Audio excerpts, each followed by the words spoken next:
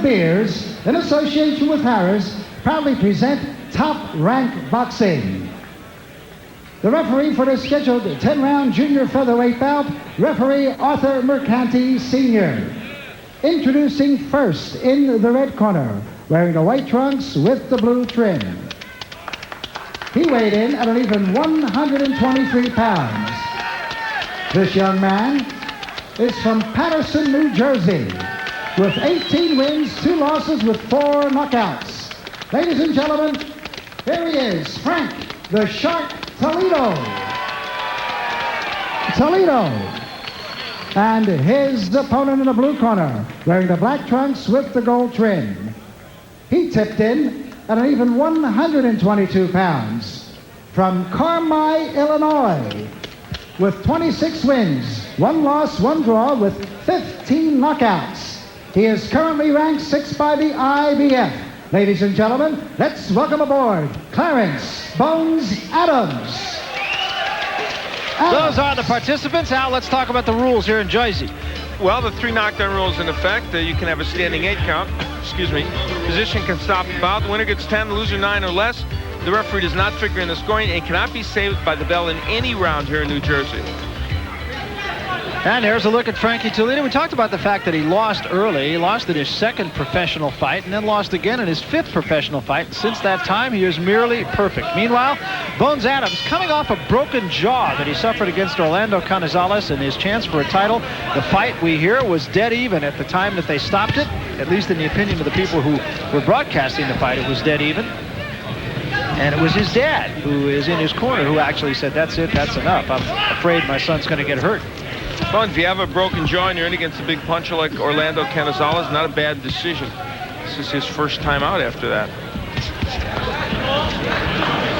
From Carmi, Illinois, and they said ESPN subscriptions surged when they found out for real, when they found out that the fight was going to be on down there. So you say 500 people signed up for to get the hookup. Yeah.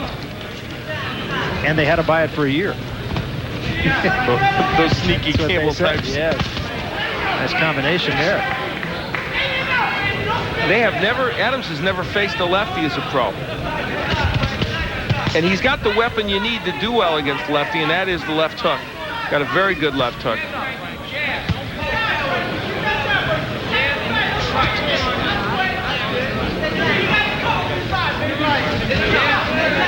Of course, he's stepping up a little bit, Clarence Adams. Fought as a bantamweight for the world title, and here he is as a junior featherweight. I think the bantamweight is where they see him, though, competing on a championship level. All right, break! Don't hit on the brakes, son. Adams has just the 1 loss. Also had a draw. It was a technical draw early in his career. That's the jab, Frank. Do it, jab, the jab.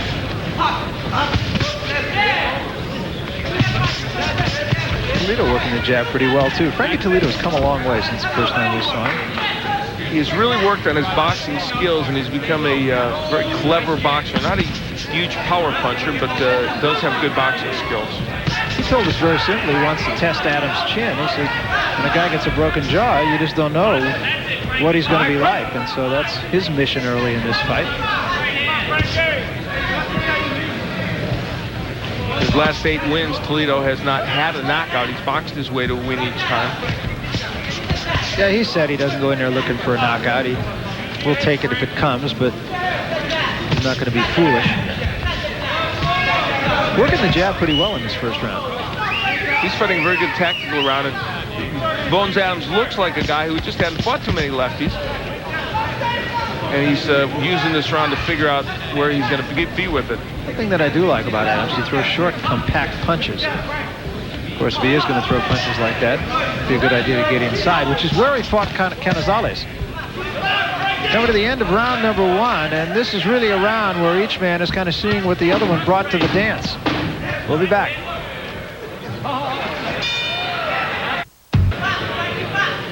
Here is a look at Clarence Bones Adams. Carmi, Illinois. You're from Illinois. You know all about that, don't you? Southern Illinois, near Carbondale.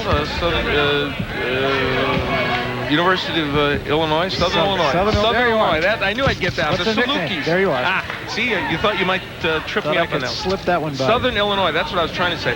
Toledo only landed 3 of 70 or 35 jabs in that first round. Adams landed 5 of 29. So actually, Adams having a better round than we anticipated. Yeah, it's interesting because I of course score without looking at those numbers, and I gave it to Toledo.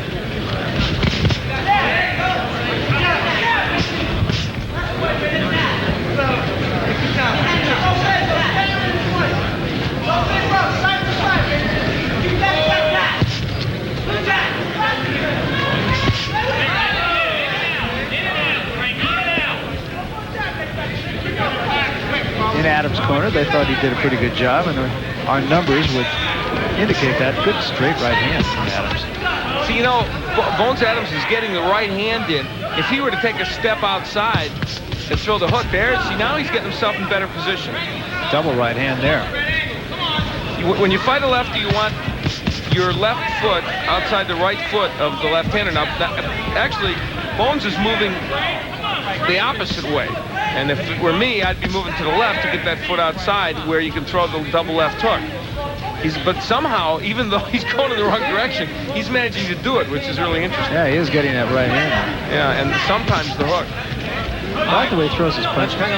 He's a young fighter, and to go that way with Orlando Canizales, who's one of the best pound-for-pound boxers in the world, and be right in the fight when you've had a broken jaw early in the fight is pretty special.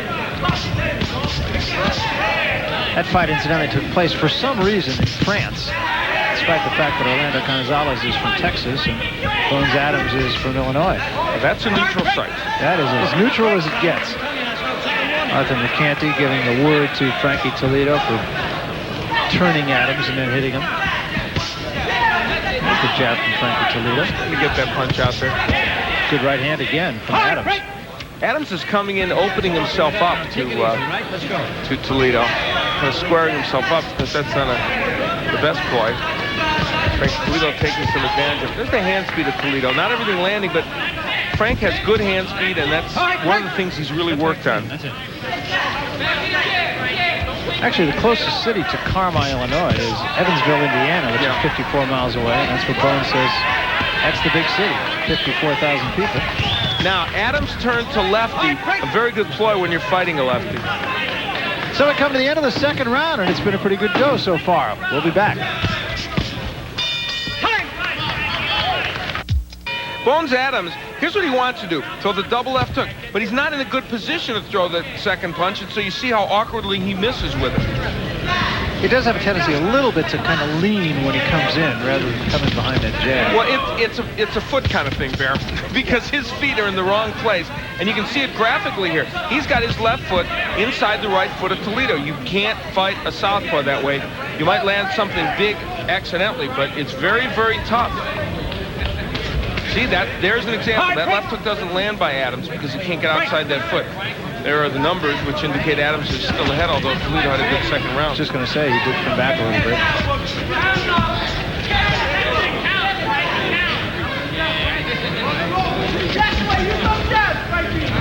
It's interesting, you give a lot of lip service to fighting a left-hander and think you got it all figured out, but the fact that you haven't done it in combat always